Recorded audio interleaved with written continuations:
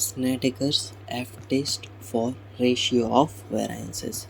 ये भी small sample में आती है ये टेस्ट भी। तो इसके नाम में ही इसका फॉर्मूला है रेशियो ऑफ वेराइंसेस, यानी वेराइंसेस का रेशियो। वेराइंस क्या होता है? स्टैंडर्ड डेविएशन का स्क्वायर। इसके लिए S1 square divide by S2 square equal to F, ठीक है। जहाँ पे S1 square greater than S2 square, ये इक्वल टू नहीं है, ठीक है, ये इक्वल टू नहीं है। इसका मतलब है कि यहाँ पे जो ये ग्रेटर देन है ना, ये फिक्स है। अगर S1 ज़्यादा है तो S1 ये साइड पर रहेगा और S2 ये साइड पर रहेगा, क्योंकि S2 कम है इसलिए। और अगर S2 ज़्यादा है और S1 कम है तो फिर S2 यहाँ पर आ जाएगा और S1 यहाँ चला जाएगा। क्यों ऐसा है? क्योंकि एफ टेस्ट की प्रॉपर्टी है कि वो राइट टेल टेस्ट है, ठीक है। राइट टेल टेस्ट यानी ग्रेटर देन, यानी जितने भी अब हमारे एफ टेस्ट में अल्टरनेटिव हाइपोथेसिस होंगे वो राइट टेल्ड होंगे। और क्रिटिकल वैल्यू रहेगी हमारी V1 equal to N1 minus 1, V2 होगा N2 माइनस 1। इसमें हमें 2 पॉइंट है, तो ये 2 पॉइंट देखकर हमें टेबल में से एफ अल्फ़ा की वैल्यू फाइंड करनी है। और इसमें ये वेराइंस है और ये स्टैंडर्ड डेविएशन है, ठीक है।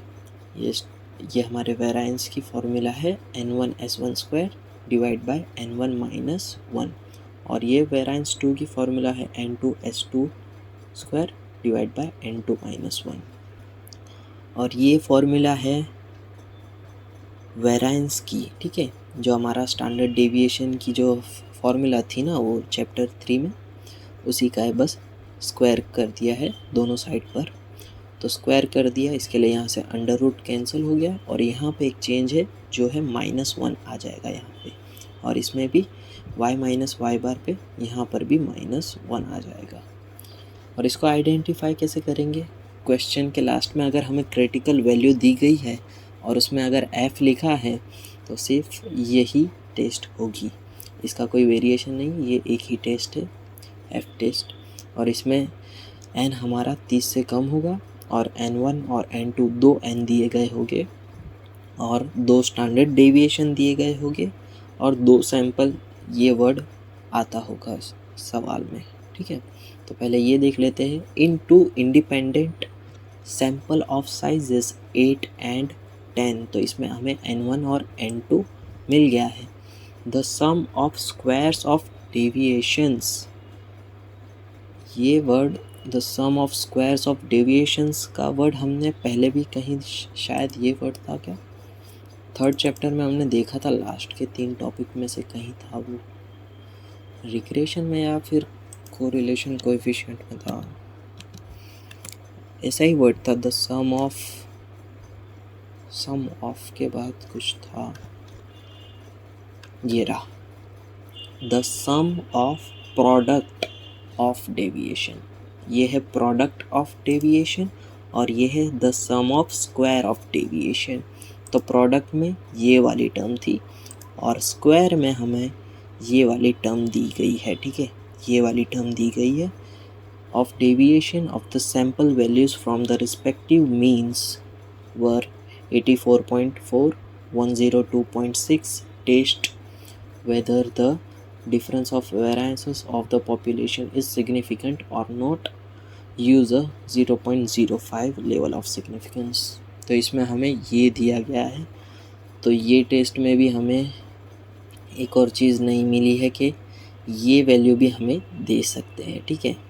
इससे पहले भी एक और टेस्ट में हुआ था, टी टेस्ट में, जिसमें हमें सिर्फ n दिया था और अनग्रुप डेटा दे दिया था, जिसमें हमें x बार और स्टैंडर्ड डेविएशन फाइंड करना था, जो मैंने बोला था कि कैलसिस फाइंड कर सकते हैं, ठीक है। टी टेस्ट में था शायद तक। और इसमें भी अब ये चीज़ का हमें ध्यान रखना है कि ये भी हमें जो भी एस की फॉर्मूला है उसमें से भी हमें एलिमेंट्स दे सकते हैं क्वेश्चन में।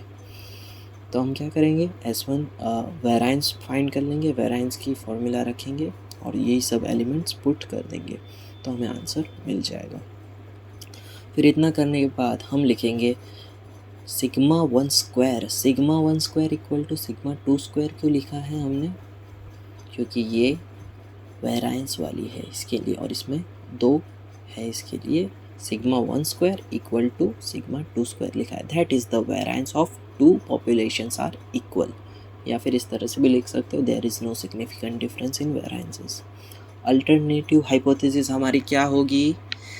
राइट टेल टेस्ट, क्योंकि एफ टेस्ट हमारा राइट टेल्ड है, इसके लिए अब अल्टरनेटिव हाइपोथेसिस हमारी ग्रेटर देन ही होगी। That is the variance of sample 1 is greater than sample 2। Level of significance क्या है? नहीं दिया तो 0.05 दिया तो है, 0.05 है, इसके लिए भूल गया। टेस्ट स्टेटिस्टिक्स की formula capital F equal to variance of 1 और variance 2 divide by value put कर देना, ये आंसर मिल जाएगा हमें। क्रिटिकल वैल्यू यार, क्रिटिकल वैल्यू के लिए हमें चाहिए टेबल देखते हैं कितने पर 30। ये भाई कितने पेज की तो है भी नहीं, आ गया, चलो ठीक है।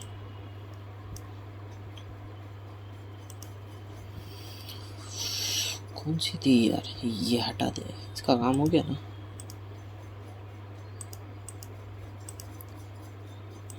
तो हमारा टेबल में हमें कौन सी वैल्यू फाइंड करनी है? यहाँ पे हम n-1 करेंगे तो यहाँ पे मिलेगा 7 और यहाँ पे मिलेगा हमें 9। क्यों? क्योंकि यहाँ पे हमें 2 बार n दिया, n1 माइनस और n1 माइनस 1 किया है और इसमें भी -1 किया है।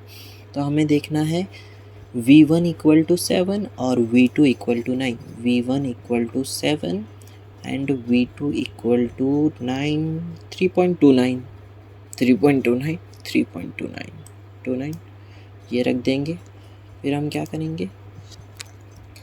कंपेयर करेंगे और इसमें आंसर आ रहा है हमारा less than, null hypothesis is accepted, मतलब there is no significant difference in variances.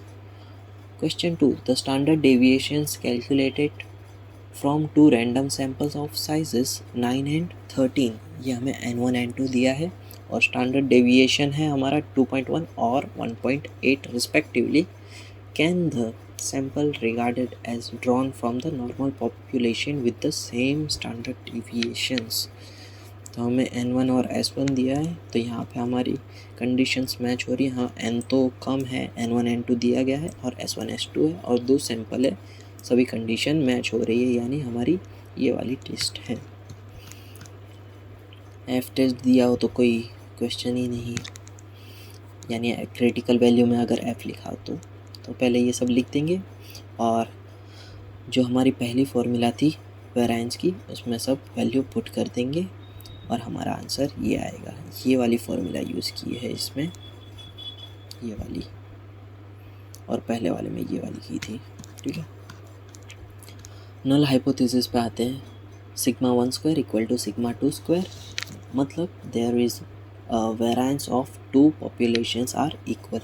ये हमारा क्वेश्चन में जो था ना, ये पूरा यहाँ से सेंटेंस, द सैंपल, इतना सेंटेंस भी लिख सकते हो अगर लिखना चाहो तो।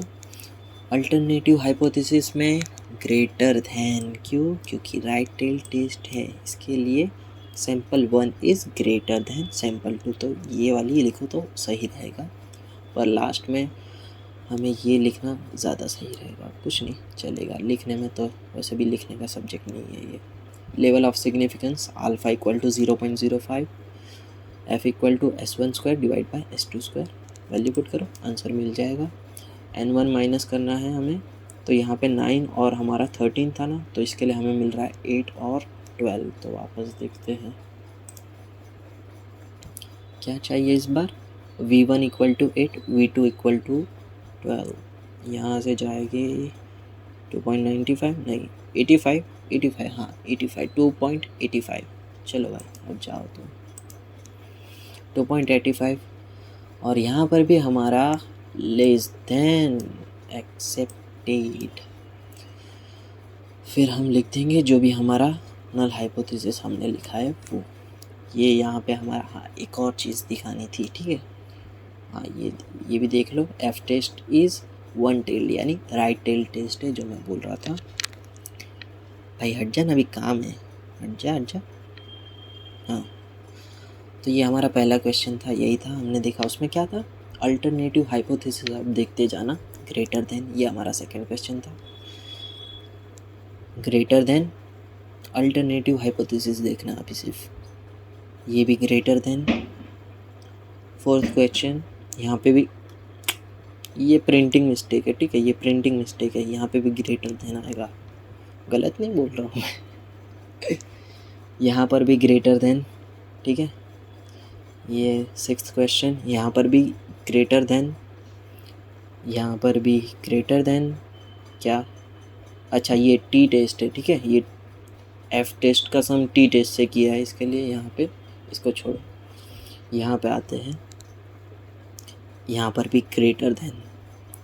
तो इस तरह से हमारा अल्टरनेटिव हाइपोथेसिस सभी में ग्रेटर देन होगा।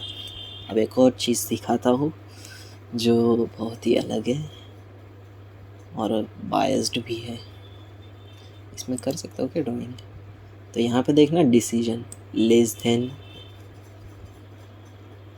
लेस देन, लेस देन, यहाँ पर भी लेस देन। यहाँ पे नॉट इक्वल टू होने के बाद भी आंसर लेस देन है, ठीक है। यहाँ पर भी लेस देन, ये एफ टेस्ट से किया हुआ है ना सर, यहाँ पर भी लेस देन। ये तो टी टेस्ट वाला, इसको छोड़ो। यहाँ पर भी लेस देन,